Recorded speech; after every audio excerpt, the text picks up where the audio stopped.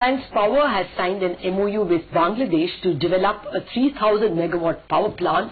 Mr. Lalit, Jalan, the Group Director of Reliance Group, joins us with the details. Mr. Jalan, can you take us through what this means financially to your company?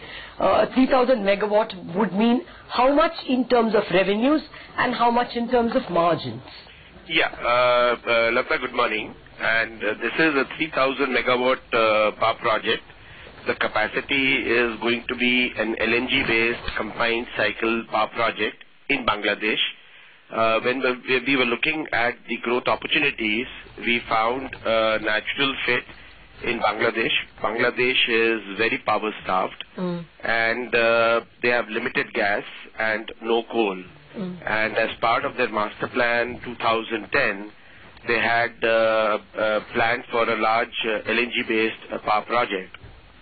We had already invested in world-class equipment for our Samalkot project, which, owing to lack of gas, the 8,000 crores was not productive. So it was an excellent fit for us. It's a 3,000 megawatt project near Dhaka. It will be based on imported LNG of FSRU of Mahesh Kali Island in Cox's Bazar district. The total investment will be to the tune of $3 billion, around 18,000 crores. And the timelines for the first phase, which will be 1,500 megawatts, would be about 3 years from today, so middle of 2018. And the additional 750 each train would come in 6 months' time. Okay. I didn't get you, sir. You said that Samalkot, because of gas availability reasons, was stranded. So you used the equipment that you imported for Samalkot for this plant? We will be using, because that's a... This is so easily dismantleable, is it?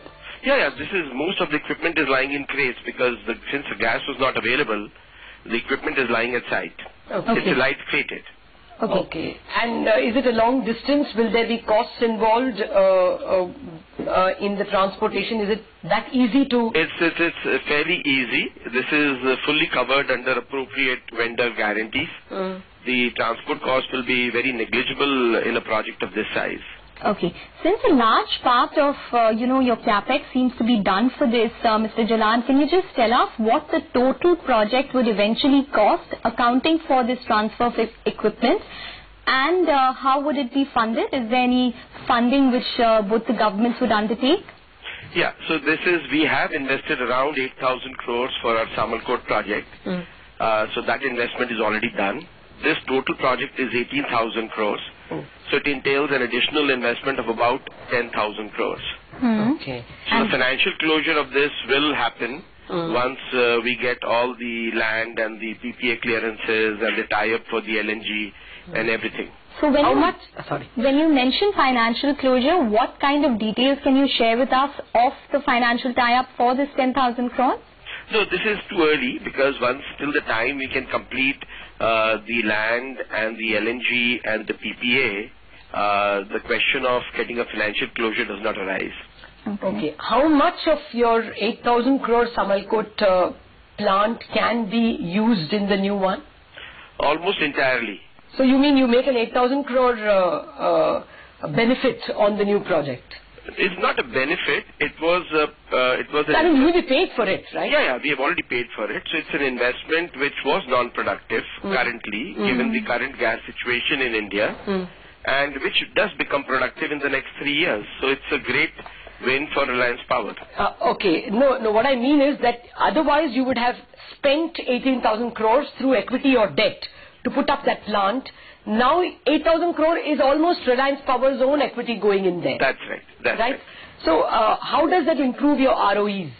Give us a ballpark figure. Yeah, so that ROE, once assuming in an 18,000 crore project, you have 6,000 crores of equity. Yeah. This 6,000 crores of equity will start getting returns. Okay.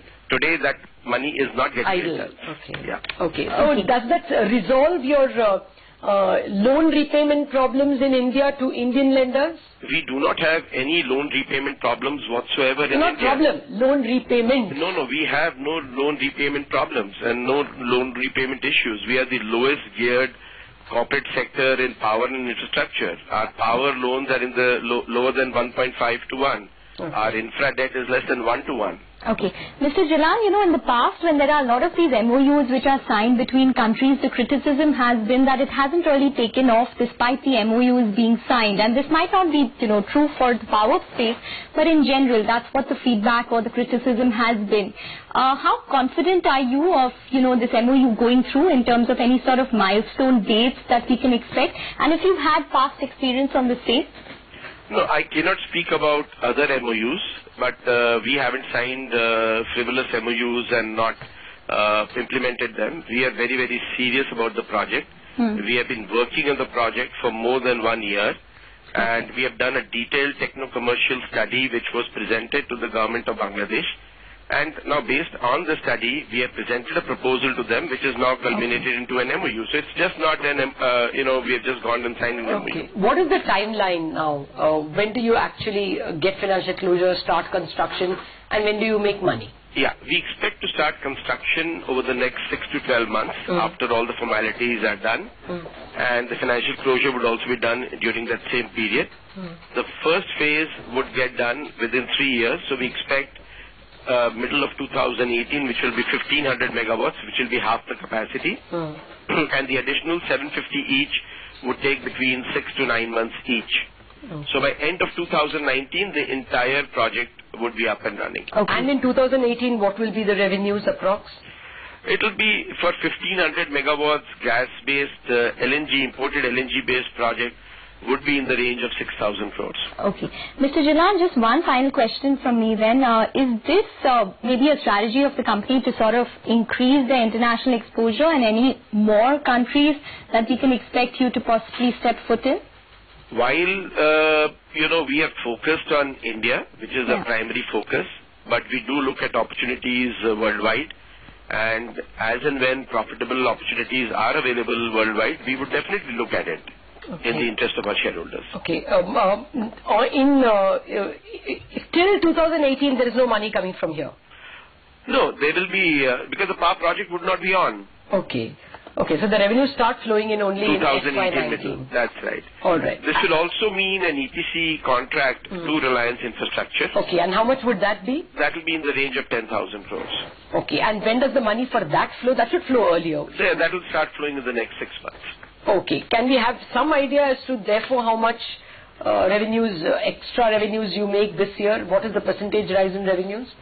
In Reliance Infrastructure, in current year FY16, there will be hardly any revenue. Okay. But this 10,000 crores would be spent over the next, I would say, FY17-18. All right, all right. In that case, we must understand that Reliance Power will not be bidding for those gas-based, for that 30% gas and the subsidy that the government was willing to give. Yeah, we have decided to look at this opportunity. Instead. Yeah.